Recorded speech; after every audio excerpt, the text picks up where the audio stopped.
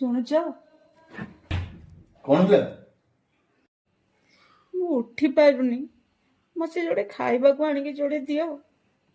ମୁଁ କଣ ତମ ବାପର ଚାକର ଯେ କଣ ତମେ ମରିଛ ଯଦି ମୁଁ ତମ ପାଇଁ ଖାଇବା ଧରିକି ଆସିବି?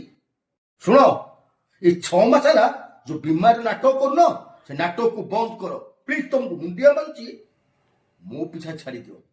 ଯଦି ଚାହୁଁଛ ମରିଯାଅ, ନହେଲେ ମତେ ବି ଛାଡି ଦିଅ। ମତେ ଟିକେ ଶାନ୍ତିରେ ବଞ୍ଚିବାକୁ ଦିଅ। ଗୋଟେ କଥା କହିବି, ଆଜି ମୁଁ ବଞ୍ଚିଛି ବୋଲି ତମେ ମତେ ଘୃଣା କରୁଛ, ଆଉ ମୁଁ ଯେତେବେଳେ ମରିଯିବି ତମେ ସବୁଠୁ ବେଶୀ କାନ୍ଦିବ, ସବୁଠୁ ବେଶୀ ଖୋଜିବ। ଏଇଟା ତମକୁ ଲାଗୁଛି, କିନ୍ତୁ ତମେ ଯୋଉଦିନ ମରିଯିବ ନା ସବୁଠୁ ଅଧିକ ମୁଁ ଖୁସି ହେବି।